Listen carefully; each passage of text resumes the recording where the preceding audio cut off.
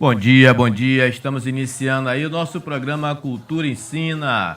Cultura Ensina da Web Rádio Massapê, uma rádio da Secretaria de Educação de Santo Amaro. Hoje nós estamos aqui com a presença do professor, fisioterapeuta e mestre de capoeira Antônio Reinaldo, mais conhecido como Antônio Lampião.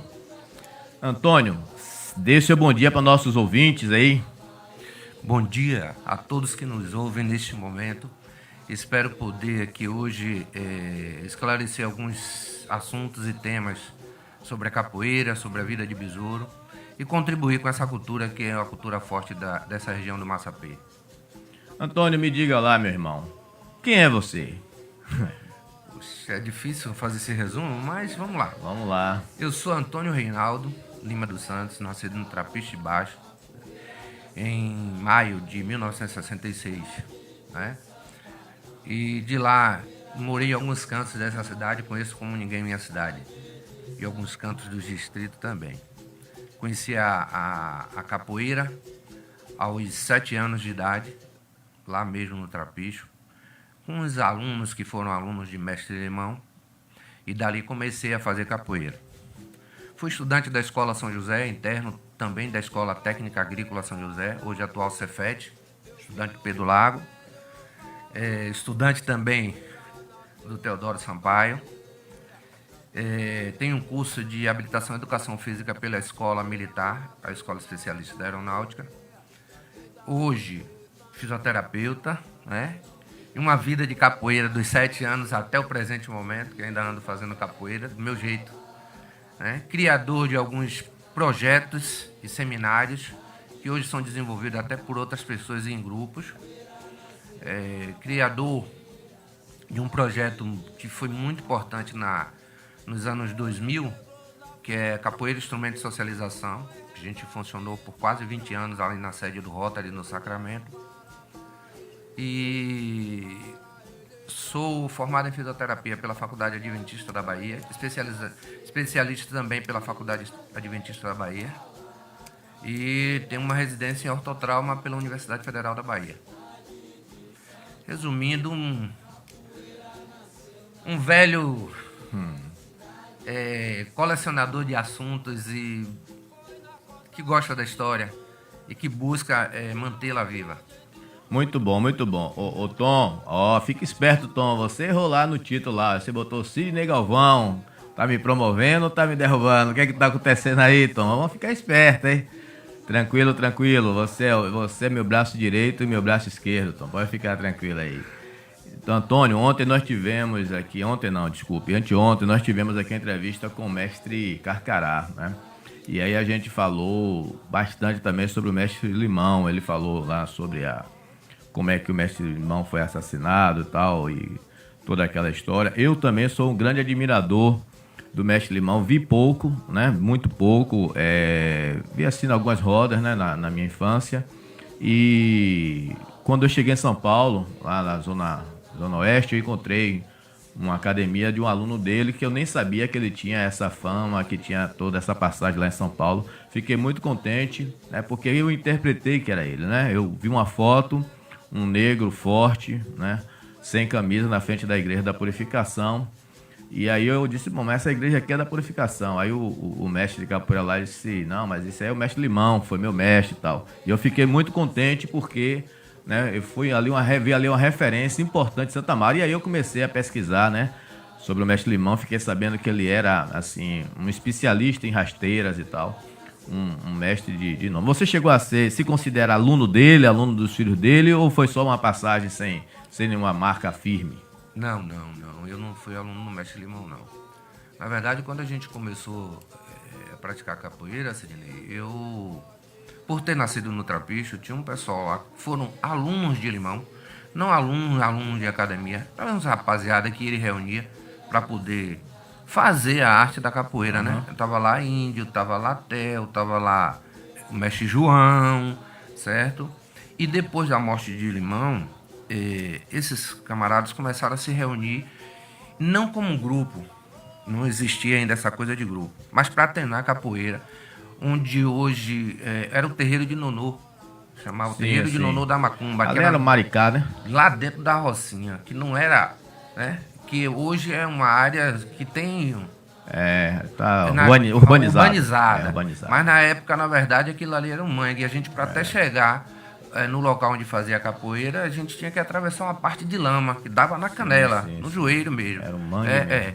E menino com 7 anos, a gente começou a desenvolver a capoeira ali. Eu não tive contato nenhum com Limão, de verdade eu não tive. Mas esses camaradas que se propõem a ensinar naquele momento a arte da capoeira foram alunos de Limão. É uma raiz, uma vertente de Limão. Você tá com quantos anos de idade, Antônio? 53.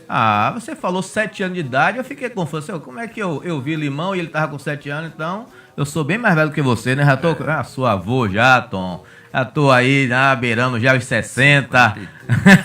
Então, a coisa... Mas é isso aí mesmo. Antônio, você, rapaz, tem um trabalho assim que eu não me canso de falar. Já falei com você diversas vezes, né? Com relação a essa sua pesquisa, né? Falou até de Theo aí também. Theo morreu há pouco tempo, né, Theo, né? E essa sua pesquisa, ela me deixa assim muito motivado, me trouxe muita motivação para estudar, pesquisar, né? Porque a partir da sua pesquisa sobre o Mestre Besouro, que tem muita gente aí querendo assistir essa entrevista justamente por conta desses elementos, dessas informações que com certeza você vai disponibilizar. E lembrando, pessoal, que essa entrevista ela fica disponibilizada aí no Facebook, né? Na nossa página da Web Rádio Massapê. Essa sua pesquisa, na minha opinião, você tira o Mestre Besouro da condição de mito e traz para ele, né, essa identidade humana, né? Manuel Henrique Pereira, que tem uma família, que tem irmã, Dona Dó, que foi minha professora de banca, né? Tem aí Nira, que com certeza está assistindo ou vai assistir o nosso programa. E você traz para dentro dessa história, né, do Mestre Besouro, carne e osso. É isso mesmo? Verdade, Sidney. Eu queria fazer uma referência antes mesmo de começar a falar em Besouro, porque como é que surgiu essa história de pesquisar? Eu, aos 10 anos de idade, fui aprender a arte da tipografia com o João Dácio Serra, o dono e criador do jornal A Defesa, né? A Defesa foi fundada em 1939. E lá, no meu primeiro ano de ginásio, eu pedi para que eu pudesse aprender alguma coisa. Naquele tempo era comum os pais pedirem para que os filhos ficassem em oficina, para ter um ofício, essas coisas. Eu já conhecia a capoeira e aí conhecia a tipografia. E foi um grande incentivo para o desenvolvimento da minha leitura, para o desenvolvimento de querer conhecer mais as coisas. É interessante que um ano depois, com 11 anos de idade, eu fui contratado pelo município para fazer a composição do jornal oficial, da imprensa oficial. E fiquei no município durante uns 4 anos nessa condição. E com 14 anos assinaram minha carteira. Eu sou hoje servidor público, sou empregado no município. Sim, sei. Desde os 14 anos de carteira assinada e dos 11 anos eu trabalhei, né, como avulso e continuo servidor público do município, né? A condição de tipógrafo, fui tipógrafo na imprensa e me tornei chefe da oficina de máquinas na imprensa oficial do município de Santo Amaro. Hoje está desativada por conta da reforma do prédio, né? E esse indivíduo que passei pela vida dele, porque quando eu conheci ele tinha 73 anos, foi que me deu um estalo para a condição de pesquisar. Aí é que vem a grande questão. Quando nós fomos fazer parte do grupo Acarbo, a gente começou a montar uma linha para que os alunos tivessem embasamento sobre algum fato da história da capoeira. E aqui em Santo Amaro sempre foi muito difícil para que você demovesse as pessoas para estudar. Então eu fui o que comecei a puxar a linha disso aí, e o mestre, na época, o mestre Macaco, que era o mestre do grupo, começou a dar esse gás para que eu pudesse também botar os meninos no caminho. E a gente desenvolveu vários trabalhos de pesquisa, só que o celeiro de pesquisa era a biblioteca do município. E lá você achava um monte de coisa que infelizmente hoje está desativada, né? E assim, através da biblioteca do município eu conheci o arquivo público municipal, que era Sim. um sótão ali dentro do prédio da Casa de Câmara e Cadeia. Bom, a partir daí, eu já, como professor de capoeira, comecei a ir em alguns eventos em vários lugares da Bahia e do Brasil. E as pessoas falavam muito em besouro, e a construção desse indivíduo, transformá-lo em carne e osso, como você falou, veio a partir da provocação. Porque quando você chegava em alguns ambientes, todo mundo disse, não, mas pastinha existiu, bimba existiu, tá aí a escola e tal, mas você não tinha nada de besouro. E eu encontrei com um camarada, que Deus o tenha, Fred Abreu, trabalhava no Instituto Mauá. Sim. Esse cidadão, eu cheguei uma vez num evento em Salvador e me propus a falar alguma coisa sobre a história da capoeira. E toquei no nome de besouro. Uma semana depois, ele estava lá sentadinho e tal, ele apareceu em Santo Amaro com o mestre Brasília. E aí me perguntou se eu tinha material. Na verdade, eu tinha recorte de jornal que eu juntava. Era uma loucura, eu era um ajuntador de coisa. Era assim. E eu cheguei mostrei a ele e ele não tinha nada. De repente, o Fred começou a desenvolver uma linha de juntar material, de pesquisa, transformou um quarto da casa dele num grande celeiro. Eu já estava fazendo a pesquisa sobre a capoeira, só que eu não tinha feito, como é que eu poderia dizer, de forma organizada algumas coisas. E fui me despertando uma curiosidade de série de coisas. Ele, um mês depois, me mandou aqui uns alunos de João Grande, de Nova York, para fazer uma entrevista, que é os do documentário Mahatma Mandinga. Mahatma Mandinga. Mandinga Mahatma. Mandinga Mahatma. E esses camaradas, eu me lembro bem, Salim e Jolué, que escreve. esses camaradas colocaram uma condição de que besouro era um mito e de que besouro não existiu. E aquilo ali me provocou, porque eu já tinha um material que eu juntei, certo? E, assim, a pesquisa, você tem que ter paixão, porque você precisa ir juntando os fios. E como não havia um registro, né, as pessoas falavam de besouro, porque teve isso, era muito mais uma condição de ficção, porque bateu no soldado, porque pulou da ponte e tal. Essa coisa foi ficando quase que inacreditável. E aí os caras falavam que o cidadão não existiu, era um mito. Difícil, mas vamos lá. Primeira coisa que eu fui buscar foi o irmão dele. Quando eu comecei a pesquisar, eu fui conhecer seu Caetano. Caetano era cabeleireiro, é isso? Caetano cabeleireiro, tinha uma tendazinha ali, uma portinha do lado da bilheteria do Apolo. Hoje é o Teatro Dona Canoa e aquilo ali era uma parte de uma florestazinha agregada à Casa do Samba. Que eram os Carapiás. Os Carapiás. Pois bem, eu fui conhecer seu Caetano e conversei com ele, mas ele já tinha sofrido um AVC, ele começou a me falar algumas coisas, certo? E foi seu Caetano que me informou que o irmão tinha saído de casa aos 13 anos e me disse quem era ele. Mesmo assim, era difícil você... mas não tinha documento. Onde foi? Como foi? E aí eu comecei a desenvolver um organograma, buscando primeiramente as pessoas que estavam com a idade do século XIX para o século XX e que conviveram nessas imediações do centro, certo? Onde se dizia que besouro andava. Aí eu fui a Nuca de Jacó, eu fui a seu Antunes, eu fui a Toninho do Peixe, eu fui a seu Martim da Funerária, certo? Porque eu ouvi falar que andava. E aí eu comecei a identificar um indivíduo, né? Eu precisava de documento, mas aí ninguém tinha documento. Fui diversas vezes conversar com Dona Dó, mas Dona Dó, ela era muito resistente, porque Dona Dó, ela foi entregue aos padrinhos para que ela a criasse, né?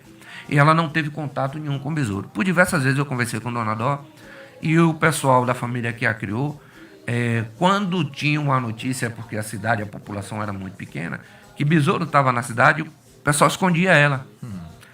que era para não ter acesso ao irmão, porque era considerado roaceiro, porque era isso, porque era aquilo. Alguns termos bem pejorativos se colocava nessa figura que é o Manuel Henrique Pereira.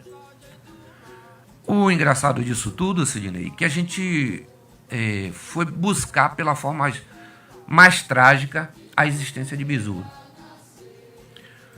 Se o camarada existiu, morreu, eu queria saber onde morreu.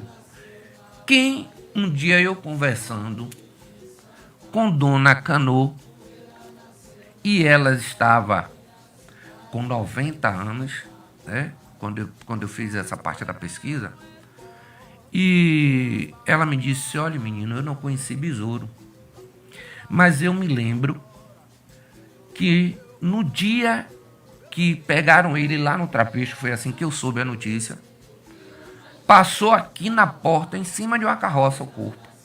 E eu presenciei.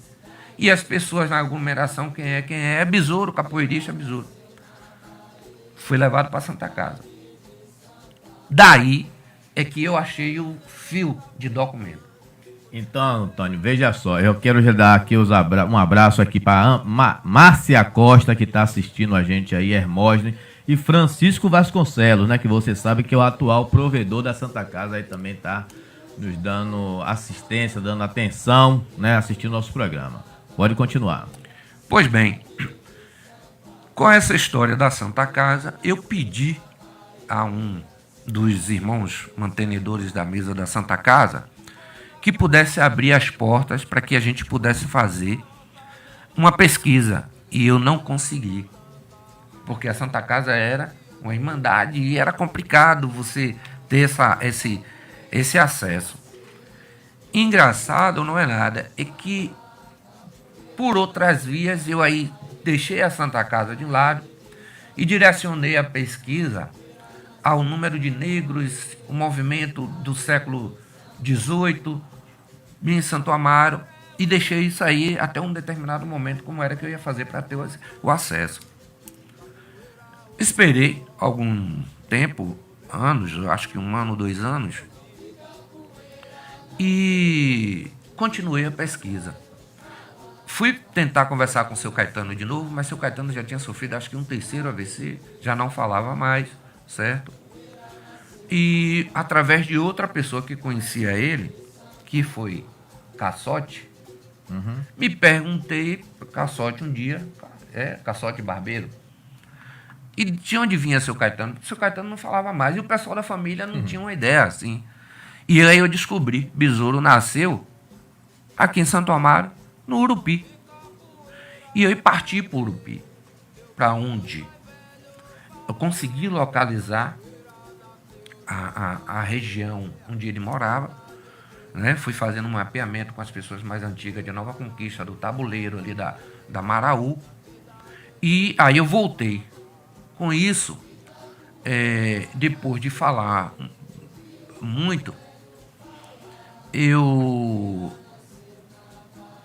fazendo a pesquisa sobre os negros no arquivo público do município, lá um belo dia, Dona Angelina Assis botando uma série de caixas para cima da mesa. Eu saía da imprensa e ia lá conversar, bater um papo com ela. Já era uma senhora com 80 e poucos anos e ainda trabalhava, né? E ela colocando, disse assim: eu não sei o que eu vou fazer, porque até os anos 80, meados dos anos 80, o fórum era aqui na praça. Na Praça da Purificação. Então, possivelmente onde vai ser agora a Biblioteca Pública. Isso. Aí funcionava a Justiça do Trabalho, o fórum, e essas caixas com esses documentos, eles vinham para o arquivo do município, não ia para o arquivo, porque não tinha estrutura lá para salvaguardar esse documento. Ela botou os documentos em cima as caixas em cima da mesa, para poder catalogar, e eu aí, na curiosidade, perguntei a ela: será que não tem um processo aí de Besouro? Aí ela deu risada. Disse assim: já falou que já bateu em tanta gente, brigou com tanta gente. E na curiosidade, eu comecei a ajudar ela. No momento que eu estava de folga na imprensa, porque eu trabalhava um único turno, comecei a ajudar ela a fazer o levantamento. E, de repente, achei um processo de 1922. Esse processo era para estar no arquivo público do município. Mas já teve gente que já foi lá e me disseram que não encontrou o processo, que não estava lá. A minha sorte é que o processo não era meu, era de propriedade da Justiça. E estava sob a guarda do município, no arquivo público do município. Eu peguei esse processo, pedi a ela para fazer uma retirada. Conversei na época com o juiz, né, porque era um processo judiciário, se eu podia fazer uma cópia. Ele disse, mas tem tantos anos que isso não existe mais, rapaz, isso aí não pertence mais a gente e tal. Eu tive autorização, eu fiz uma cópia desse processo. Se ele não existir por lá, eu gastei um dinheiro e fiz a cópia. Eu tenho uma cópia do processo, toda autenticada. Paguei todas essas autenticações aqui, ó. E é um processo de 1922. Mas, assim, é um processo de 1922 que foi encerrado em 1927, 1924, com a morte dele. Certo? Depois que eu achei isso aqui, eu retornei para Santa Casa. Porque quando eu comecei a chegar nos eventos para falar sobre Besouro, que Besouro existiu, que eu tinha um documento, tal, que eu conversei com familiares, a coisa tomou um corpo que nem eu mesmo sabia e comecei a ser procurado. E aí eu comecei a ficar muito tranquilo e me reservar a não falar muita coisa. Foram construídas várias condições de ficção. Um menino no Rio que escreveu um cordel, Antônio aqui também, que escreveu um cordel, né? E as pessoas começaram a me procurar para que eu pudesse falar. E eu fiquei assim, puxa, e na verdade eu não sabia e não sei até hoje o que é que eu tenho na mão. E eu comecei a me interessar mais ainda pelo indivíduo. Eu disse, eu vou buscar mais um pouco para poder ter a certeza. Nesse documento, eu achei um relato de Jerônimo Enfermeiro, que trabalhou na década de 20, né? Nos anos 20 do século 20, século 19, século 20, Era uma na Santa Casa. Né? Na Santa Casa. E aí tem um relato dele falando sobre a morte do Besouro, que era para a extinção do processo, desse processo aqui, que é um processo de agressão, que Besouro era capataz de uma fazenda no Rio Fundo, aqui hoje distrito de Terra Nova, e aqui era o relato da ocorrência dando por morte de Besouro e encerrando o processo. A partir desse relato do enfermeiro é que eu consegui pensar em buscar um documento na Santa Casa. O interessante é que a partir do documento da Santa Casa que veio outras afirmações. Quer dizer, eu já tinha um processo, mas aí eu queria a morte, né, que seria uma certidão de óbito. Eu fui atrás da certidão de óbito, dei entrada na certidão de óbito, consegui essa certidão de óbito de Besouro, e me apareceu um pesquisador aqui na época, Everardo, professor da Universidade Federal no Ceará, e que me levou essa certidão, não sei, ele me lubridiou, tal, numa conversa, eu dando material, que eu sempre concedi material para o pessoal pesquisar, e ele levou meu original, e eu nunca mais consegui essa certidão de óbito. Já mandei diversas vezes. Perda imensa para Santa Amaro, né? Já mandei procurar, já mandei dar busca no registro de documentos. Não consegui mais isso. A menina não conseguiu mais localizar o livro. E pasme você, com uma entrevista que eu tinha dado num evento de capoeira, me apareceu uma menina em Santo Amaro, muito interessada num caderno de cultura do Correio da Bahia. Já era 2004.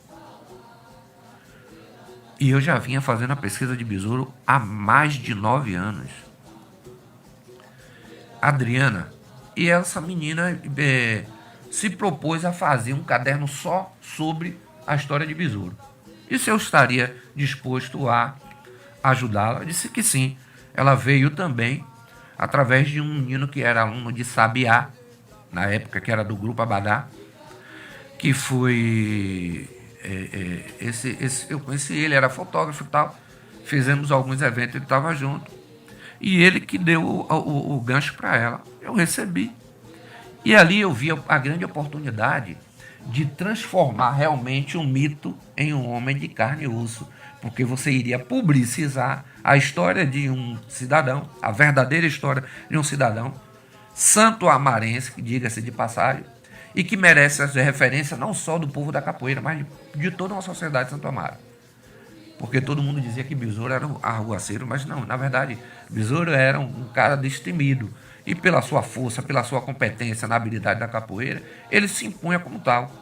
Numa sociedade daquele momento, pós abolição da escravatura, onde o negro era submisso, ele era o cara que falava mais alto. E eu achei ali a possibilidade de transformar o marginal em um grande homem. Essa parte aí agora que a gente precisa, né, trabalhar essa informação. Com relação ao que você falou antes, nós tivemos aqui uma entrevista, um abraço aí para Leila também, está assistindo o nosso programa, Leila Santos. O documentário, né, que você... Não, aliás, corrigindo. Nós tivemos aqui uma entrevista com Francisco Vasconcelos, que é provedor da Santa Casa de Misericórdia. E ele propõe para a gente criar uma comissão. Nessa comissão seria eu, Sidney, o mestre Sidney, mais Adriano Pinto e Joaquim, que é professor de História formado pela UFRB. A gente já até mencionou seu nome, mas a questão é que a gente teria, pela condição de irmão da Santa Casa, né, alguns acessos. Então, teria que ter um segundo plano. Né? No primeiro momento, a gente teria essa comissão com os irmãos da Santa Casa para fazer essa pesquisa, não só dessa questão do mestre Besouro, mas outros também que a gente tem descoberto aí, pessoas que viveram em Santo Amaro, e a história dele está ali dentro. Né? A gente vai aí para algumas pesquisas, Antônio, pelo mundo afora, e você encontra muita referência com relação à Santa Casa de Santo Amaro, ao Fórum de Santo Amaro, né? A Biblioteca Pública de Santo Amaro, e muitos desses documentos estão lá registrados que são de Santo Amaro, mas não estão mais aqui. Foi muito bom você falar sobre isso. Eu tenho uma história interessante de Besouro e que eu não contei aqui agora quando eu falei da referência do documento. Até então eu já tinha um processo e não tinha um dado sobre a morte de Besouro, que era o dado da Santa Casa. Em 93, por isso que eu estou dizendo que era mais de 10 anos, em 93 eu fui ao Rio de Janeiro, estava no evento de capoeira, e eu fui ao Rio de Janeiro não pelo evento da capoeira, eu fui com outro interesse. A primeira região do Comando Militar é no Rio de Janeiro, o Nordeste aqui é a sexta região militar. Que episódio foi esse aí de Besouro com um oficial lá dentro do Exército? Aí o que acontece? A história de que Besouro bateu no soldado, na delegacia, no Pelourinho e tal, porque queria tirar um berimbau. Bom, e tinha mais esse fato que eu tinha que concretizar. E indo atrás do material, eu fui ao Exército no Rio de Janeiro, procurei o pessoal dos arquivos e consegui uma cópia do processo para que viesse da Bahia, porque assim, a história de que Besouro bateu, Besouro estava numa guarnição, era um dos agregados do Exército naquele momento, em 1918, se não me falha a memória, e andando pelo centro histórico, ele viu um berimbau na parede de uma delegacia, que foi uma apreensão, e ele pede para tocar, e os praças não deixaram, e ele foi lá, entrou e foi pegar o berimbau para tocar. O resultado foi que os caras deram voz a ele, de prisão e tal, ele não estava fardado, ele era reservista. E aí o resultado é que ele bateu nos caras. Bateu de fraturar nariz e tal. Quando eu tive o conhecimento do processo, o processo tem as imagens, os desenhos feitos da agressão, como se fosse um exame de corpo de delito, né? E aí eu pedi ao Exército uma cópia disso. Só que eu era uma pessoa comum. Me identifiquei como professor, como pesquisador, como um natural, um santamarense de preocupação pela imagem do cidadão, porque ele era considerado arruaceiro e não era nada disso. E o Exército disponibilizou uma cópia. Essa cópia desse documento veio para o arquivo da Baixa de Quintas e para a posse do Estado da Bahia. Eu paguei ao arquivo para tirar esse documento de lá, uma cópia, como tem uma cópia desse processo aqui, na época 100 e poucos cruzeiros. E eu não recebi essa cópia até hoje. E eu soube que o Everardo teve acesso à cópia, uma outra pessoa que teve acesso à cópia, que conversou comigo um tempo depois que eu encontrei num evento no Espírito Santo, em Vitória, foi Máximo Brito. E depois eu não ouvi mais dizer. E eu tive diversas vezes na Baixa de Quinta procurando esse arquivo, mas com a reforma que teve no arquivo, tudo ficou muito mais difícil. Eu não consegui mais localizar. E eu fui perdendo também um gás para ir buscar essas coisas e mudei a direção do foco. Eu digo, bom, eu tenho um processo aqui, vou deixar esse lá, isso aí fica para eu contar, que é uma passagem da história. Quando essa menina fez a publicação, Adriana, no Correio, sobre a vida de Besouro, foi através dela, como jornalista, que eu tive acesso à Santa Casa. E eu, como santamarense, pedi a Irmandade e tive acesso. Através dela, né, dando a carteirada de jornalista, preocupada também, como eu, na época, para precisar a história de Besouro, a gente teve acesso e eu parei em uma única manhã, tendo a noção da data da morte. Cara, esse processo aqui a gente achou. A grande questão é que no documento, no livro de registro da Santa Casa, que ele dá entrada às 10h30 da manhã e morre às 19h30 do mesmo dia, ele está registrado em um leito diferente. Porque no documento aqui fala que é o leito 18 e, na verdade, no livro, eu não sei se foi um erro de quem fez o registro, ele está em outro leito. Se não me falha a memória. Você deduz sobre isso o quê? Eu acredito que tenha sido um equívoco, um erro da própria secretaria na hora de registrar. Não era muita gente. Aí você passa de uma data para outra, como era um livro-ato, ele vai correndo. Aí o pessoal bota do lado a data e registra as entradas e o leito. Quando a gente buscou isso, não era o leito 18, era outro leito. Eu acho que é o leito 14. Me diga uma coisa, Antônio. Você considera o mestre Besouro um herói ou um arruaceiro? De verdade, um herói. Besouro, para aquele momento, como outros grandes nomes desse município e que são esquecidos, Besouro foi um herói. Você já pensou no período de pós-abolição, os primeiros anos do século XX, um homem forte, com poder, com agilidade que ele tinha do domínio da arte da capoeira, aceitar determinadas coisas, ainda na condição de submissão, como o povo negro ainda vivia, com uma população bem maior? Difícil. Então ele era independente, ele trabalhava, né, para receber coisas que muitos negros não faziam. Trabalhava para receber comida. A gente estava 20 anos pós-abolição, 30 anos pós-abolição. A gente ainda tinha todo o resquício da escravidão imperando os senhores de engenho.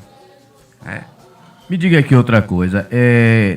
Para mim, tem a chave do túnel do tempo aí, que é o Batalhão de Caçadores de Santa Amaro. Você tem notícia sobre isso? Você falou um negócio muito sério, que eu fiz uma pesquisa e me disseram que Besouro tinha ido à Guerra do Paraguai. Só que se a gente for pegar o registro dele e a Guerra do Paraguai, não bate, não fecha. De verdade, não fecha. Então, o pessoal esqueça isso, de que Besouro teve na Guerra do Paraguai, porque... Não, quando eu falo da guerra do Batalhão de Caçadores, eu falo com relação à chave do túnel do tempo, porque no Batalhão de Caçadores de Santa Amaro é onde tinha uma grande concentração de capoeiristas. A gente veio com essa questão do Besouro participou da guerra, claro que não, a guerra aconteceu em 1864, né? Isso. E Besouro nasce entre 1895 e 1900, então isso aí pra gente já tá resolvido, e morre em 1924. Então não teria nenhuma condição de ele ter participado da Guerra do Paraguai. Mas, por que eu digo a chave do túnel do tempo, Batalhão de Caçadores de Santa Amaro? Porque existem documentos que registram, né, a existência desse batalhão aqui em Santa Amaro, que era um batalhão, era um exército oficioso, né, não era o exército oficial do Brasil, né, e ele surge aqui por grande força da quantidade de homens que existia aqui no Recôncavo, e grande quantidade desses soldados, né, do exército brasileiro oficioso era de capoeiristas. Você tem alguma pesquisa com relação a isso, alguma informação? Rapaz, tenho. E você vai puxar um gancho agora imenso. Eu queria alertar aos hoje, Santo Amarense, que estão alisando o Banco da Ciência nessa oportunidade da UFRB estar em Santo Amaro e nessa região, principalmente para aqueles que fazem história ou que fazem outras culturas, como a gente tem um campus de cultura e linguagem em Santo Amaro, que despertem para escrever sobre a história de Santo Amaro. Você falou em besouro e toda a pesquisa de besouro me remeteu a alguma coisa. Me levou ao Batalhão de Caçadores, eu fui atrás disso, e eu posso dizer para você uma coisa que eu descobri, que é incrível. Em 1835, na revolta dos malês, né, que eram pretos muçulmanos e queriam tomar o estado da Bahia e tornar um estado independente, já se identifica o poderio do povo negro no Recôncavo. Eu descobri lendo um livro que pertenceu à família do Conde Garcia Dávila, ali onde era aquele solar das Pires e Beiros, aqui que foi demolido no fundo da igreja. Um dia me chegou nas minhas mãos, para que eu pudesse fazer uma reforma de um pequeno livro que era Jesus Cristo, Santo dos Últimos Dias. Esse título era um título fictício para fazer um registro de negros que pertenciam à família e fatos do momento. E neste livro eu descobri um mensageiro que foi enviado para Santo Amaro na noite do dia 21 para o dia 22 para regimentar os negros que trabalhavam nos engenhos aqui para a tomada de Salvador, porque os pretos muçulmanos não eram grandes, não eram em grande quantidade. A gente tinha uma diversidade de negros aqui no Recôncavo e que chamava a atenção. Santo Amaro, no período colonial, respondia por 5% do PIB nacional. Se chegou a ter mais de 150 engenhos de pequeno, médio e grande porte. E aí eu consegui achar a linha da ligação e do tempo com o Batalhão de Caçadores. Se tinha aqui um regimento de homens de várias etnias negras e que me levou a uma outra pesquisa, por incrível que pareça. Por que eu estou chamando a atenção do jovem? Porque a gente tem um material aqui riquíssimo. Nos anais dos livros da Casa de Câmara e Cadeia, que não existia ainda a figura do prefeito e sim do intendente, todo o negócio feito no município, inclusive as feiras de escravos, eram registradas nos livros. E eu consegui ver venda de escravo no livro de registro da Casa de Câmara e Cadeia. Eu pude identificar monjolo, negro congo, jeje, benguela, cabina, como tribos, grandes quantidades de negros, de etnias e que falavam línguas diferentes. O interessante, quando você falou do Batalhão de Caçadores, é que eu vim achar isso, quer dizer, em 1935, fevereiro de 35, e vim remetendo. Agora, isso foi um acaso.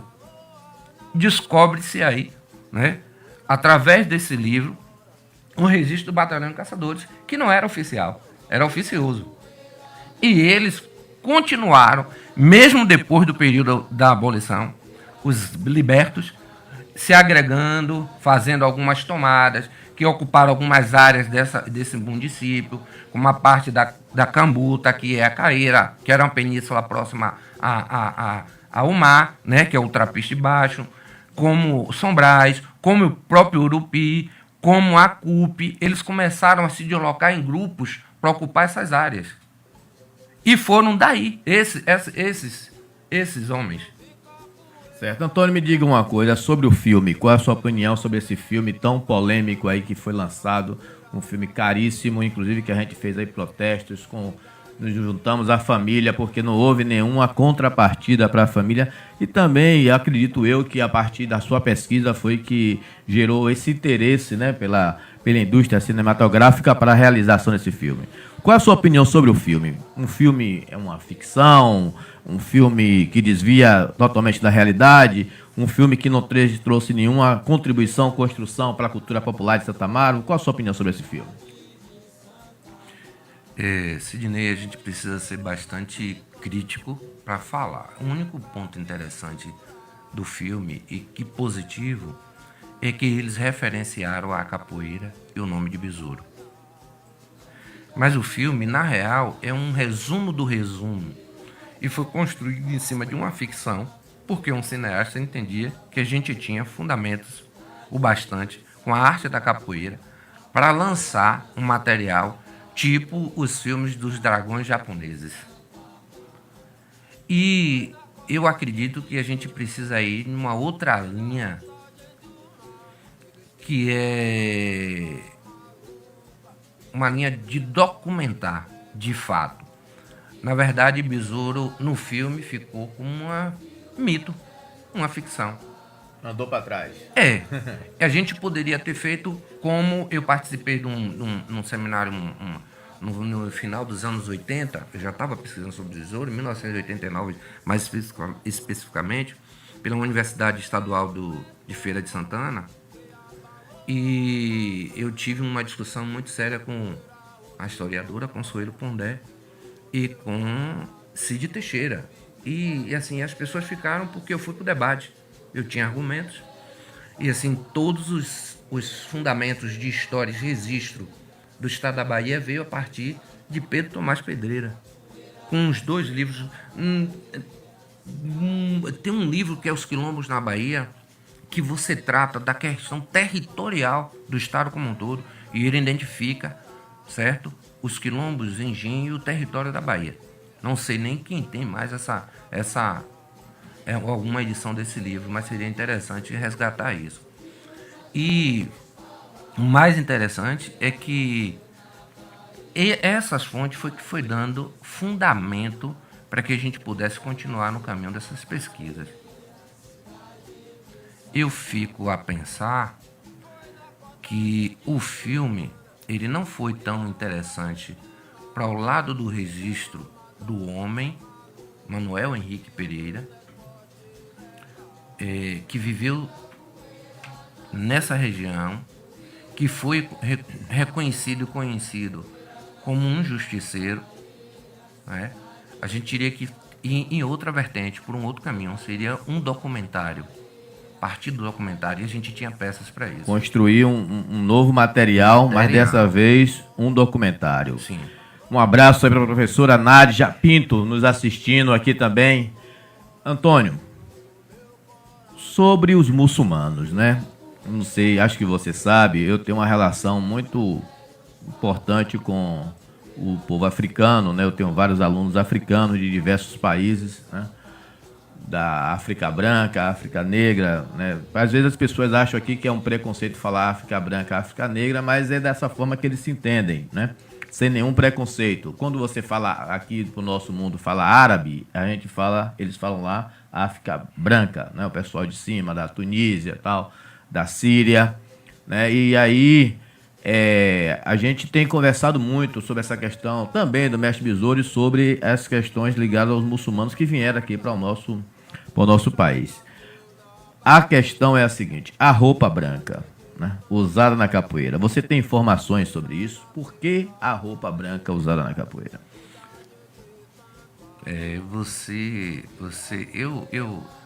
Eu na verdade, Sidney, a questão da roupa branca do jogo de capoeira era porque era o que sobrava pro negro, foi aquele saco de açúcar e que se alvejava para vestir. A roupa era feita daquilo. Então não existia um padrão de roupa. A gente não tinha fábrica de tecido. Tudo que a gente tinha que sobrava para os negros era o saco de açúcar, que era reaproveitado como roupa. Um calamaço que se fazia roupa. Entendeu? A gente não tinha essa condição de tingimento e tudo. Tudo isso é uma questão histórica de verdade. Então o que sobrou foi o saco de açúcar para se fazer a roupa. E foi essa mesma roupa que foi levada para a capoeira. O tempo foi mudando, foi transformando. Que eu acho que uma das coisas que é interessante é a preservação da questão do branco.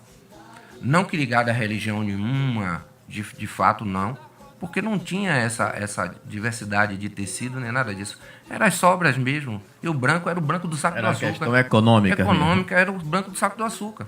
Antônio, tem uma outra pergunta que a gente...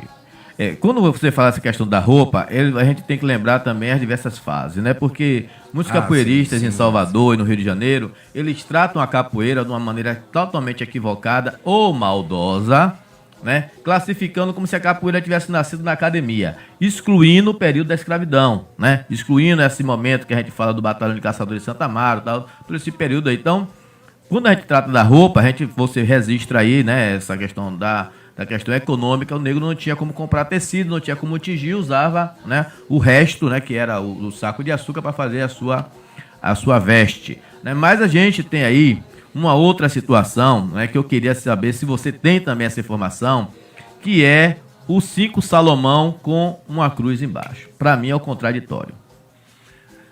De verdade, Sidney, eu nunca me dei atenção muito com a questão 5 Salomão. Eu acredito, até por não me aprofundar, que um dos povos africanos, certo? E realmente ligado à religião muçulmana é que traz essa questão da simbologia dos 5 Salomão, né? A questão da cruz é a situação da catequese dos jesuítas. Sim. E aí eles, para não distanciar a simbologia deles, que era o 5 Salomão, eles agregaram a cruz. E quem vem realmente com o 5 Salomão, com essa estrela de 5 pontas, né, é os muçulmanos. Eles é que aparecem com essa simbologia, são os muçulmanos. Mas quem era que detinha o controle dos negros? Uma coisa que é complicado dizer, mas assim, é que é verdadeiro, a gente vai colocar isso em mais uma conta, da Igreja Católica. Sim. Então, correto. essa é uma das contas que a gente coloca na Igreja Católica. Quem tinha o controle não era os senhores de engenho. Os senhores de engenho eram os donos, os aquisitores dos negros. Mas era a Igreja Católica que tinha esse domínio desses povos, querendo catequizá-los, querendo que eles mudassem de religião. Você vê que a gente ainda até os dias de hoje, e por falta de informação, as pessoas misturam a religião africana, né, de origem africana, de matriz africana, que é o candomblé, com a religião católica. Com certeza. Entendeu? E aí vem a questão do sincretismo, de associar um santo a um nome de orixá, e até os dias de hoje continuam misturando. Aí vai me remeter a uma outra questão, que é polêmica e que eu sofro muito com isso, Antônio. A questão da graduação. A gente já falou aqui sobre você, sobre o Mestre Besouro, sobre um pouco dessa história, sobre o Batalhão de Caçadores. E a gente pode até retornar, né, ou sobre essa questão do Mestre Besouro, se alguma coisa, né, sinalizar nesse sentido. Lembrando que nós já estamos aí a 9 horas e 39 minutos. Daqui a pouquinho nós temos aí uma entrevista com o pessoal da PAI, né? Tia Bia vai estar aqui com os alunos da PAI e a gente vai conversar sobre tudo isso. Diga. Minha escola. Tom, veja aí se tem algum ouvinte aí mandando algum recado pra gente. Qualquer coisa você anota e manda pro lado de cá. As graduações, Antônio Reinaldo. As graduações no meu grupo, no grupo Tradição Quilombola, são 10 graduações, né? As cores da bandeira do Brasil. E a gente sabe que depois de um certo tempo foi alterado isso, né? Algumas pessoas mantiveram as cores da bandeira do Brasil, mas amplificaram, aumentaram a quantidade de graduações. E outros grupos partiram para uma outra definição, corda, e alegam que usa as cores dos orixás. Sobre essa pergunta aqui, e já é uma pergunta, eu vou fazer duas ao mesmo tempo, e aí volto para a questão do besouro. Por que besouro cordão de ouro? Hoje, algumas pessoas dizem que é besouro cordão de ouro pelo elevado nível que ele tinha. E aí, para poder você classificar o grã-mestre, você dá a corda dourada. Duas perguntas numa só. Olha, você agora foi... me fez pensar. Tem muita gente usando uma graduação, que é a graduação infantil, com as cores mais claras, e ninguém pergunta de onde veio isso. Ninguém se perguntou para onde veio. Na verdade, mas a contramestra Leila, quando a gente montou um espaço, o primeiro pensamento foi dar aula para a criança para formar uma nova mentalidade. Algumas pessoas não sabem, mas eu comecei a desenvolver um programa de dar aula nas escolas e que 4 anos depois se transformou no projeto de Engano nas Escolas da Carbo. Mas eu comecei a dar aula e vendi essa proposta. Então, quando a escola Pingo de Ouro, que tia Bia, que vai dar entrevista aqui a pouco, era sócia, e no início dos anos 90, na criação, o Gustavo Viana tinha fechado, e eu dei aula para Marlene aí no Gustavo Viana, né? Eu comecei a desenvolver um trabalho, né? dando aula nas escolas. O que acontece? Lá, eu percebi a necessidade de fazer um trabalho diferenciado para a criança. E a gente montou um espaço, eu e a contramestre Leila, que funcionava aqui na Praça do Rosário, e numa das discussões dentro do grupo Acarbo, que a gente ainda fazia parte do Acarbo, funcionava como se fosse uma filial, eu fiz uma discussão, nós fizemos uma proposta ao mestre Macaco na época, de um seminário no início do ano para discutir a prática da capoeira e as novas tendências que estavam surgindo. Os meninos estavam indo cada vez mais novos para a capoeira, com 3 anos, 4 anos de idade, e você ia seguir um padrão de graduação, como você está colocando de 10 graduações, se o menino começasse com 5 anos. Aí você chegar nos 10 anos, daí da graduação de azul, de aluno formado. Então a gente criou umas cores mais fracas, na tendência das cores mais fortes, né? E que ele chegava um azul mais claro, com 11 anos, e seria um monitor mirim. E isso foi uma proposta nossa. Isso se espalhou pelo Brasil todo. Começaram a usar umas cores mais claras. A partir daqui, como é a história de 3 berimbaus, o gunga, o berra e o viola, 2 pandeiros, atabaque e a gugu, são ligados ao fugilismo. Quando começou a se dar as graduações e que começou a se fazer negócio através disso, os caras que estavam na frente começaram a querer uma distinção, um diferenciamento de quem era o mestre, de quem estava acima do mestre. Aí criaram essa história de cordão dourado, essa coisa toda, né? E de besouro, cordão de ouro, não tem nada a ver com o nome de besouro. Essa foi aí uma versão de um indivíduo que fez uma música, que é uma ladainha. Quando eu morrer, me enterre na lapinha, que é uma referência ao besouro. E ainda era considerado mito. Aí chamava besouro cordão de ouro. Mas não tinha isso. Deixa eu ver aqui, um abraço aí novamente, aí Leila Santos, Francisco Vasconcelos, Carlinho Kiki tá assistindo a gente, Ivan Andrade e Maurício Pessoa.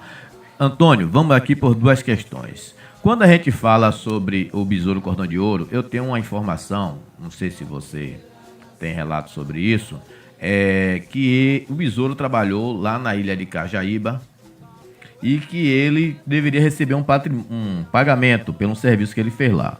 E aí, nesse serviço, o barão não pagava ninguém, né? Ele mandava matar e tal. E Besouro, muito esperto, ficou preparado para essa situação. E aí, quando o barão botou a armadilha para ele lá, ele aí conseguiu derrotar o capataz lá, o jagunço do barão. E também bateu no barão e tomou um cordão de ouro, né? A força, e tomou aquilo ali como seu pagamento. E aí passou a usar esse cordão de ouro. É uma das informações que a gente tem, mas como você bem falou, muita coisa não pode ser provada, né? Mais uma versão que a gente tem aí. Você pode responder aí, fazer seu comentário também sobre essa questão do cordão de ouro. E sobre as graduações, né? Lá no nosso caso, do Grupo Tradição Quilombola, a gente manteve, né, as 10 graduações, não tem o verde claro, o amarelo claro, nada disso, a gente segue normal. E quando a criança, ela só pode chegar na graduação azul, né, que é o aluno formado, só pode chegar com 15 anos. Há um retardo, a gente pisa no freio, ele já sabe, ele já inicia sabendo disso, há um retardo, porque a gente quis preservar o que o mestre Ferreirinha fazia. A gente, como o nosso grupo leva esse nome de capoeira, tradição, né, tradicional, a gente procurou sempre estar olhando o que o mestre Ferreirinha fazia e tal. A gente sabe que o Grupo Acarbo, que descende do mestre Ferreirinha, ele fez algumas alterações, mas a gente preferiu voltar, né, àquela coisa do mestre Ferreirinha, inclusive também pela montagem da bateria. A gente procura sempre preservar isso aí. Tem outros grupos aqui de Santa Marta que tem informações diferentes. Então eu queria só esclarecer, né, e colocar aqui por que e como é. Com relação ao que eu falei do Barão de Cajaíba, né? E a gente está planejando aí, pessoal, fazer um acampamento lá. Em breve a gente vai fazer um acampamento lá, 2 dias, sem energia, sem telefone, só na luz da fogueira, comida lá, a gente está tudo preparado por nós. Quem tiver interesse pode fazer contato aí que a gente vai fazer um acampamento lá na ilha de Cajaíba. Sobre essa versão aí do Barão de Cajaíba, o que é que você me diz? Você tem informação sobre isso, Antônio? De verdade não, Sidney. Para mim você está contando uma coisa nova. Assim, eu fiz todo um apanhado de onde o Besouro trabalhou. E eu não tenho informação de Besouro ter trabalhado na ilha de Cajaíba. Trabalhou próximo, aí eu posso dizer a você, a usina São Lourenço, que é desconhecido de muita gente. Uhum. Você tem aqui a Caeira Por lado de lá do mar, da outra braça do mar, você tem São Bento das Lajes, Sim. né? Que é no um distrito de São Francisco do Conde, e pela beira do mar ali tem tinha uma usina chamada Usina São Lourenço, entendeu? Eu tenho essa informação. Essa da ilha de Cajaíba e do Barão, realmente não tenho conhecimento. Para fechar aqui um pouco essa questão do episódio da morte de Besouro, eu também tenho uma informação que é bom a gente fazer esse confronto, porque como a gente não... Eu pesquiso, você pesquisou muito mais do que eu, a partir das suas pesquisas foi que eu me interessei também, despertou minha curiosidade. Então é bom que a gente vá tirando algumas dúvidas, porque também eu acho que tem que ter um alinhamento. Santa Amaro tem muita gente curiosa, muita gente interessada, muita gente que gosta de pesquisar, de estudar, de investigar. Tem muita gente que não quer nada, mas também tem gente que tem interesse. E é bom a gente fazer esses confrontos de informações de forma tranquila, amigável, parceira, para poder a gente ir afunilando isso aí. A história que eu sei da morte de Besouro é que ele foi lá para Maracangalha. E em Maracangalha, ele foi para a casa de uma mulher. A polícia bateu na porta, ele correu pelo fundo, isso já era tudo tramado. Ele saiu pelo fundo e lá ele sofreu essa perfuração. Quando ele sofreu essa perfuração, ele ficou sem forças de continuar fugindo. Ele se escondeu numa moita, ficou até de manhã, e de manhã passou um carroceiro. Ele pediu ajuda a esse carroceiro colocou ele nesta carroça e levou ele até São Francisco do Conde. Isso lá em Maracangalha é São Sebastião. E aí, lá em São Francisco do Conde, alguém coloca ele, ou ele consegue pegar uma canoa e vem remando pelo rio Conde até chegar em Santa Amaro, chega ali perto da Loja Nova, ele não consegue subir, porque já tinha perdido muito sangue, não tinha mais forças. Alguns populares carregam ele e levam para Santa Casa de Misericórdia, onde ele fica esvaindo em sangue até ir a óbito. O que acontece? Até outro dia, se dizia que ele veio do lugar onde ele sofreu o atentado até Santa Amaro pelo rio. E a gente sabe que não existe uma ligação de rios entre São Sebastião e Santa Amaro. Essa versão que eu conto aqui agora, o que é que você me diz dela? Você concorda, discorda? Tem alguma coisa nova para colocar? Eu discordo. A verdadeira história é a seguinte. Besouro é ferido na usina São Lourenço.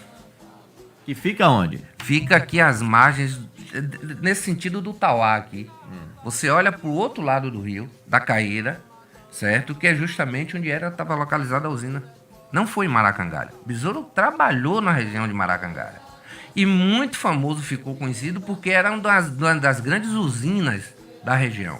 É tanto que quando o Besouro sai de Maracangalha, Besouro vai ser capataz para a família dos Ferreiras, lá em Rio Fundo. Que hoje é a usina Cinco Rios, que é a usina Paranaguá, que era a usina Paranaguá, é justamente nessa região. Você desce o Trigueiro, a usina Paranaguá. Besouro foi ferido na usina São Lourenço. E nessa época, Besouro não trabalhava mais na usina. Se você me perguntar quem deu a informação, Besouro já fazia serviço no Trapiche como estivador. Ele tinha uma lancha, um barco de vela que vinha de lá de baixo do Conde, onde o vapor atracava, para trazer mercadoria até o Apolo, até o mercado, até o Tamarineiro. É tanto que no registro, e a conversa de quem me passou os dados de como ele chegou, foi Nuca de Jacó. Uma conversa com Nuca de Jacó. Porque eu tinha uma dúvida quando o Antônio... eu esqueci o sobrenome dele, já morreu também, que publicou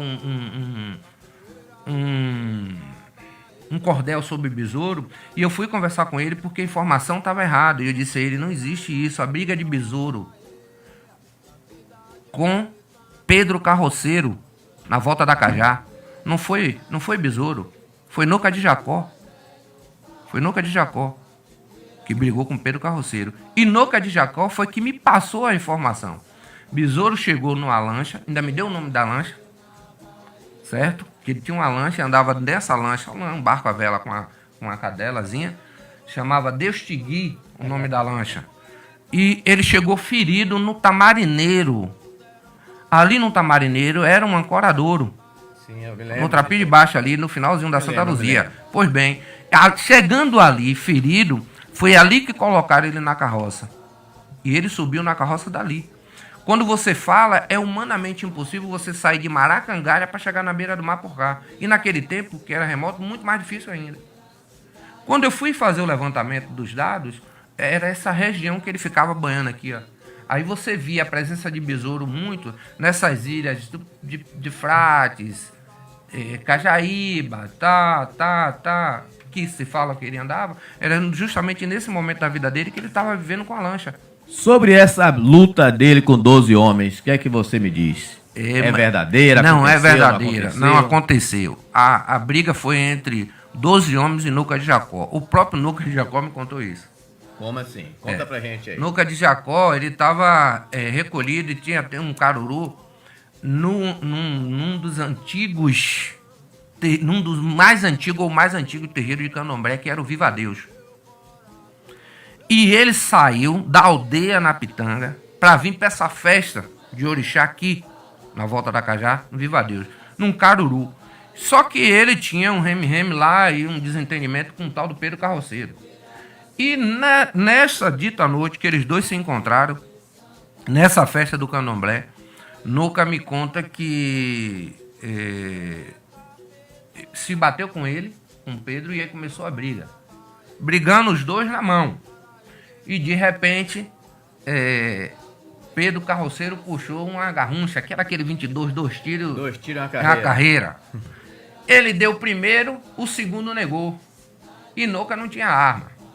Ele pensou, ele até me contou, foi dali pra frente que ele começou a andar armado. Andava um Chico Preto na cintura. E tive a oportunidade de ver isso, ele me mostrar. Ele começou... A primeira vez que eu nunca nem vi capoeirista falar de usar navalha, eu vi Nuca de Jacó falar.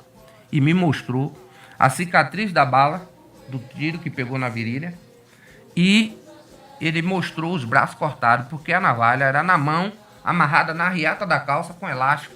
Jogava a navalha e aí para pegar de volta que era o problema. E a briga foi essa. Não foi a briga de Pedro Carroceiro com Besouro. Eu chamei Antônio na época da publicação. Era 12 homens? É isso aí. É isso aí. A história que se confundiu foi essa. A briga de 12 homens que você fala com Besouro é uma outra história. E aí o povo confundiu as duas brigas. E aí dizia que Besouro brigou com 12 homens. O que fala que 12 homens era uma pessoa, né? Uma Sim. pessoa. E que teve essa briga com 12 homens, Besouro e 12 homens, lá no Tamarineiro. E que foi a única briga que Besouro não ganhou e não perdeu. Empatou. Rapaz, esse é cômico, porque assim, da história toda, eles já estavam brigando num combate físico, se conta, há mais de 30 minutos, de um bater no outro, e eles não tinham mais fôlego. E a turma do Deixa Disso foi que separou. Porque antigamente tinha, ou matava, ou você ia nocaute, ou você corria, ou você... Entendeu? E a turma do Deixa Disso foi justamente a turma de pescadores, de saveristas, foi que separou. Mas foi uma briga, disse que uma briga de mais de 40 minutos, eles dois. Antônio, nós já estamos aí a 9 horas e 55 minutos. Agradeço aí a todos os nossos ouvintes, fazendo aqui a pergunta que a gente sempre faz no nosso programa. O que é que você não pode deixar de falar nesse momento? Aquela pergunta, aquela informação que você traz no seu interior e você sabe, quer falar. E às vezes eu não soube fazer, eu não quis fazer, eu não soube, não pensei nela. E aí você está livre aí agora para fazer, né, essa declaração, trazer essa informação e também dar as suas declarações finais.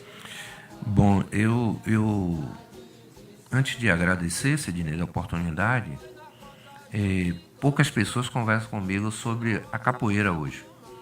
Alguns dizem que eu sou muito fechado. Pelo contrário, se me perguntar, eu dou qualquer tipo de informação. De pessoas estranhas, né? Eu me lembro que foi feita uma publicação e o camarada não faz referência nenhuma ao nome da gente. Hoje é professor da Universidade Federal do Recôncavo, que é Antônio Liberac. E quando eu conheci, ele estava fazendo o primeiro semestre de História na Universidade Federal Fluminense. E se ele hoje tem um título, ele veio para cá para pegar uma pesquisa minha e transformou no primeiro trabalho de monografia, certo? Daí ele foi para Goiás como professor, adjunto, não sei. E uns anos depois eu encontrei esse camarada aqui em Cachoeira, aí uns 4, 5 anos atrás, e ele não me conhecia. A primeira publicação dele é Pastinha, Bimba e Besouro. É uma monografia. E o que eu quero alertar com isso? Eu já dei muita coisa a muita gente. Quase tudo eu falo, tem coisas que eu não falo. Mas eu queria dar uma informação, que por conta de a gente ter em Santo Amaro um celeiro de material extenso, certo? Para pesquisa de campo, eu queria aproveitar para os universitários que estão nos ouvindo nesse momento, que comecem a se interessar pelas coisas da nossa cidade. A gente precisa fortalecer, certo? Principalmente a cultura da cidade. As pessoas estão esquecendo. Se interessam por escrever coisas diferentes, né? Eu, quando fui fazer a fisioterapia, eu estava com 30 anos. Uma questão de necessidade, de autoafirmação, de um diagnóstico que foi feito de forma errada, que foi o diagnóstico de um CA de minha mãe.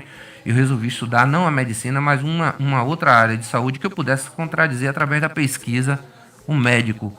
Porque tudo hoje é feito de forma muito escarreirada. E até as pesquisas são feitas de forma escarreirada.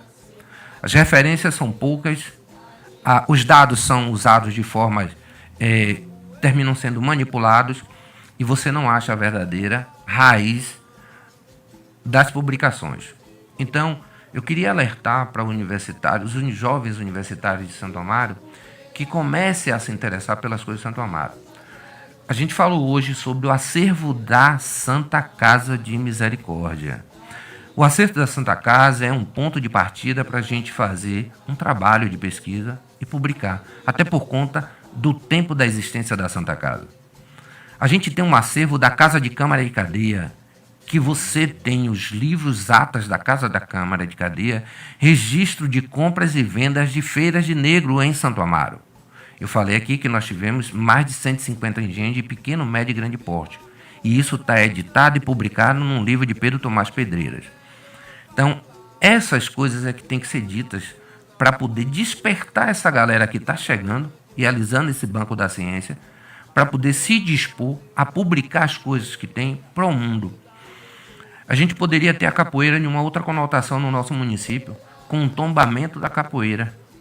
E fortalecido a capoeira, já que nós demos ao berço, somos o berço, e espalhamos para o mundo esse bebê que se transformou em ancião, que é a capoeira.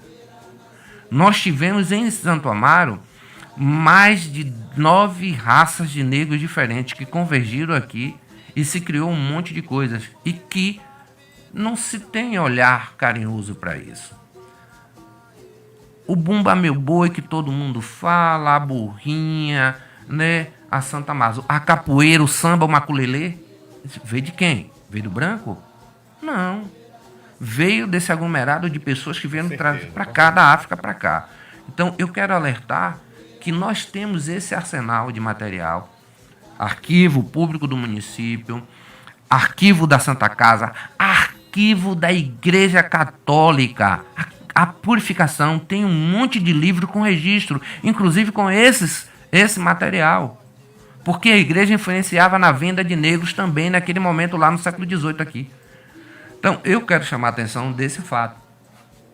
E, no mais, assim, eu acredito que um programa como esse vai abrir um leque, né, para as pessoas saberem quem é Lampião, muita gente sabe, mas para saberem quem é Lampião, e para poder valorizar mais esse torrão, buscar mais informação. Eu fui fazer uma faculdade da área de saúde, e um dos primeiros problemas que eu tive foi a questão da idade. Os meus colegas tinham 18 anos, 19 anos, eu tinha 30. Esse foi um problema. Segundo problema foi quando eu comecei a levar o nome da capoeira para dentro da faculdade.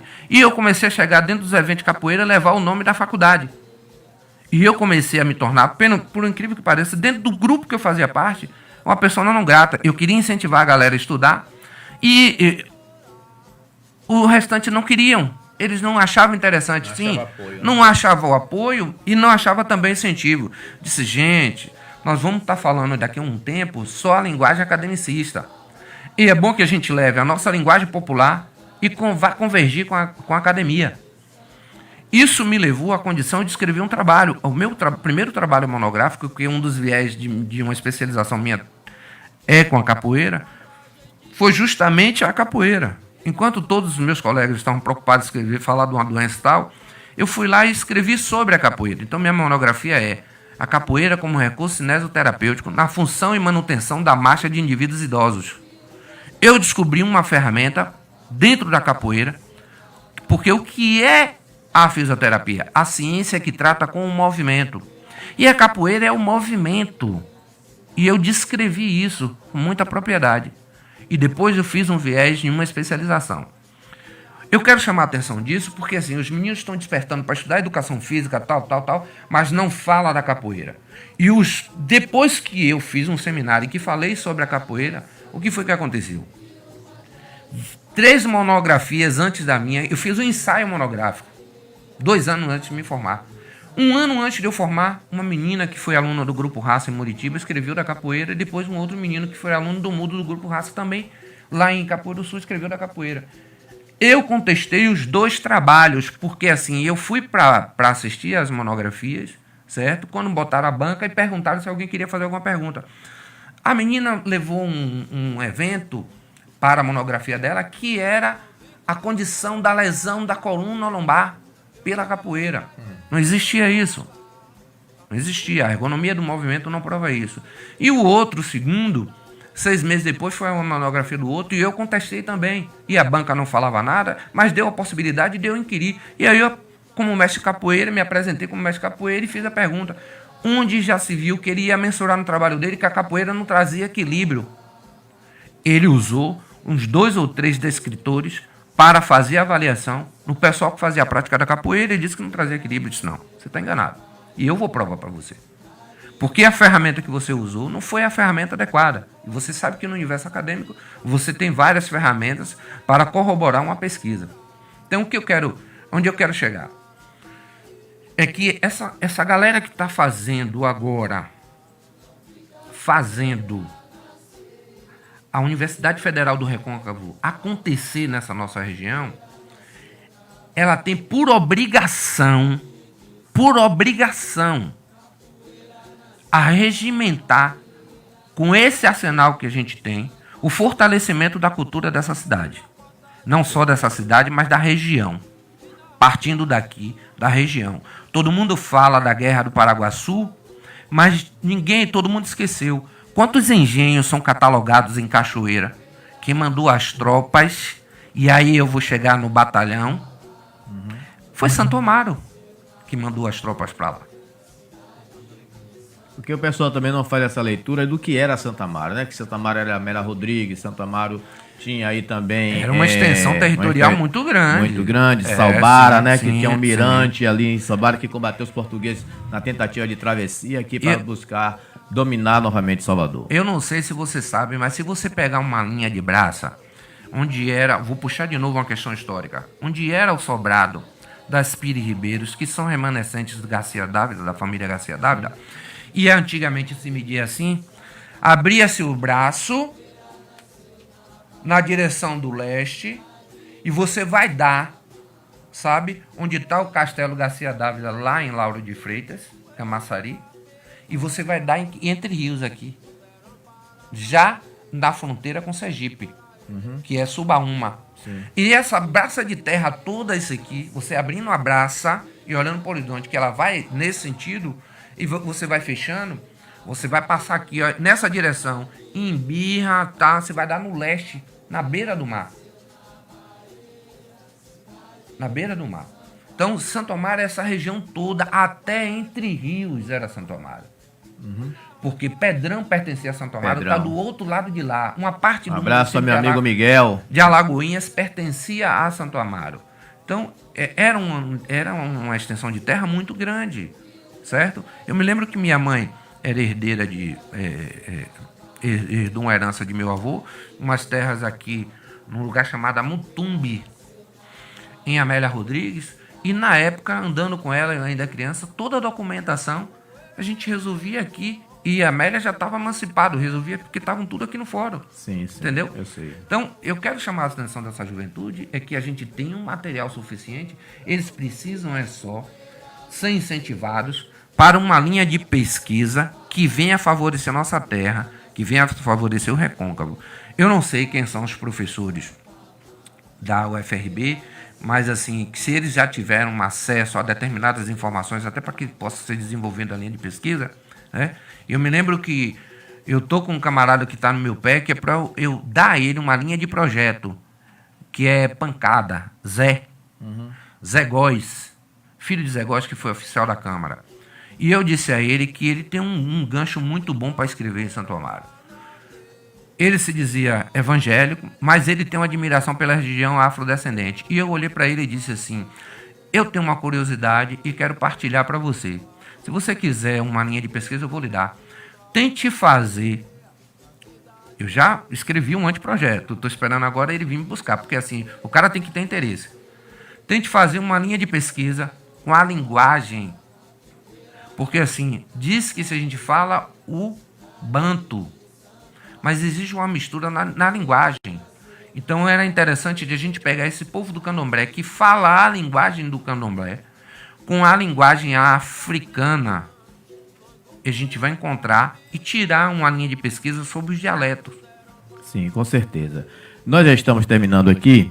Eu mando um abraço aí que entrou agora aí, Roberto Rabelo e o Wellington Vieira. E falar aqui o seguinte, Antônio. O mês de novembro, eu tive na África, lá em Cabo Verde, fui fazer uma palestra na universidade chamada UES, né, que é uma universidade particular, a Universidade de Santiago, né, e o dono da universidade, que também é o reitor, ele propôs que houvesse uma parceria, né, que ele já tinha inclusive um encaminhamento com a Unesco para financiar, né, esse projeto. E ele tinha muito interesse em trabalhar uma pesquisa Santa Amaro Cabo Verde, né? Santa Amaro Cabo Verde, Santa Amaro Assomada, né? Santa Amaro Santiago, Ilha do Sal, Ilha da Praia, porque com certeza existe muita similaridade entre a cultura de Santa Amaro, né, e a cultura que existe lá em Cabo Verde. Cabo Verde não era habitado, né? Cabo Verde é o lugar aonde era o último porto, né? Era o último ponto aonde as ilhas, conheço gente de Cabo juntava Verde. Todo mundo para poder atravessar o Atlântico. Se estiver ouvindo, abraça a minha amiga Aurízia lá de Cabo Verde. Isso, eles são meus amigos aí no Facebook. Se não estiverem assistindo agora, mas mais tarde eles com certeza assistem, que o pessoal lá é bastante interessado sobre os assuntos aqui de Santa Amaro. E de repente a gente não tem não percebeu o interesse aqui em Santa Amaro para fazer essa aproximação, né? Eu fico muito triste porque eu vejo nisso uma grande possibilidade. Algumas pessoas não sabem, mas hoje a passagem e o custo de vida para você como turista aí para o mundo é Angola, né? É mais caro do que Paris, né? E muita riqueza cultural você tem nos países africanos, né?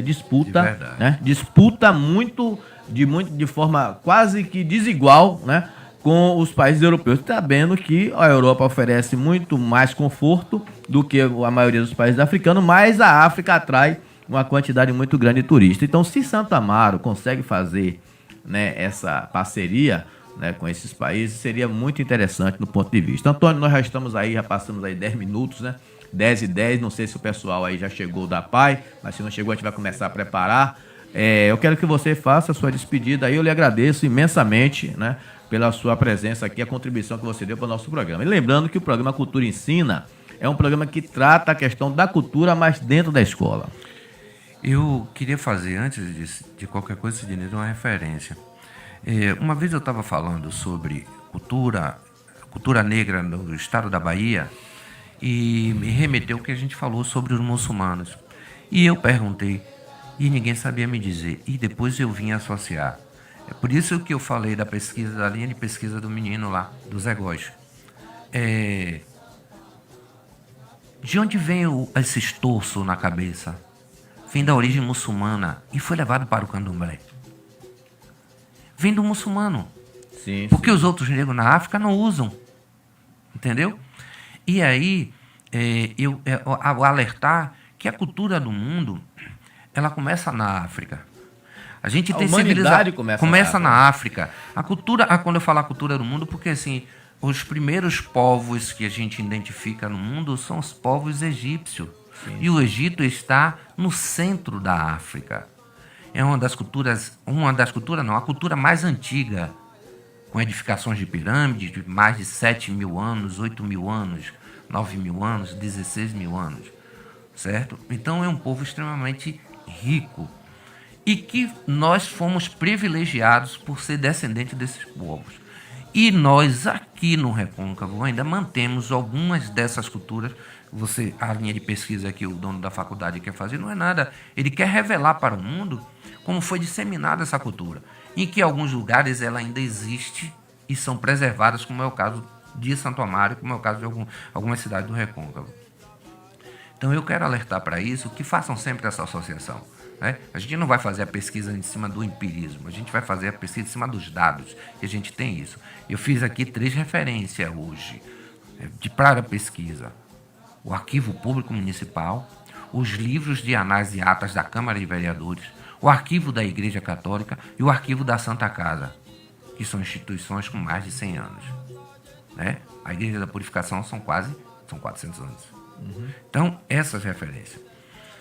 Eu queria agradecer a você pelo convite, quero lhe agradecer pelo convite, agradecer a quem estava nos ouvindo e dando atenção e registrando, e dizer o seguinte, que foi um gancho para a gente iniciar um trabalho de conversação, não só sobre o Besouro, mas todos os outros capoeiristas, Piquara, 12 Homens, Paulo Barroquinha, Canário Pardo, certo? Assim, e os novos capoeiristas, né? Eu fico muito, assim, preocupado porque a gente não tem uma referência e as pessoas não falam sobre Mestre Felipe, por que Mestre Felipe? Mestre Felipe não teve aluno, não teve academia. Mestre Felipe é uma das referências vivas da capoeira de Mestre Santo Amaro. Carcará também, Mestre Ferreirinha. Mestre Carcará é outra referência viva da capoeira de Santo Amaro. Então a gente precisa entender que se a gente não preservar, não vai restar nada. Algumas pessoas equivocadamente, no meu ponto de vista, não sei se você concorda comigo, dizem que a capoeira tem vida própria. A capoeira, quem dá vida à capoeira são os capoeiristas, certo? Verdade. E uma outra questão que eu acho interessante destacar também é que algumas pessoas preferem ficar na invisibilidade, né? E se você não dá notoriedade para a cultura desaparece. As pessoas precisam entender isso. Tem que usar o sistema, tem que usar os aparelhos, tem que usar a rádio, tem que usar a literatura, tem que trabalhar para que a cultura se fortaleça, pelo amor de Deus. Vamos deixar de besteira e ficar no anonimato. Eu queria que mais pessoas me convidassem, inclusive para evento de capoeira, porque eu só vou na sua casa se você me convidar. Claro. Então, assim, são poucos os que me convidam, eu acho que eu nem jogo capoeira mais. Em Santo Amaro, para falar para essa galera nova que está chegando dentro dessa academia o que é interessante. O que é interessante nesse momento? É só capoeira, subir, descer, bater, derrubar rasteiro? Não. É reafirmar isso tudo através do processo da educação, através do processo do conhecimento, para a gente continuar fortalecendo a cultura. Com certeza. Então, estamos terminando aqui, lembrando que amanhã não tem o programa Cultura Ensina. A gente está aí vendo aí, Eudes, um abraço, meu irmão. Eu sei que você assiste nosso programa todos os dias. Só agora na segunda-feira, 8h30, o nosso programa Cultura Ensina. Fique esperto aí que eu vou divulgar a nossa entrevista para segunda-feira. Amanhã nós temos um programa que é Giro em Santo Amaro. Ele acontece ao meio-dia. E a gente vai se arrumar aqui agora, já estou me despedindo aqui de você. E a gente daqui a pouco começa com a pai. Tia Bia já está ali agoniada com os meninos dela para a gente começar o nosso trabalho. Um pequeno intervalo e daqui a pouco a gente retorna. Muito obrigado e tenha um bom dia.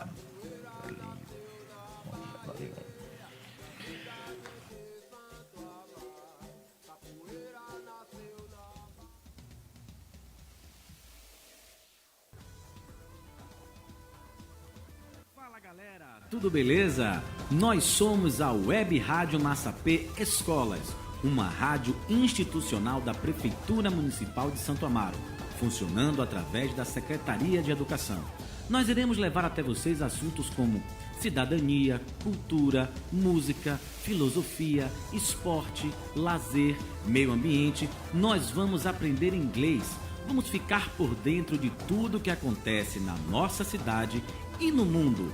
Sua participação é muito importante.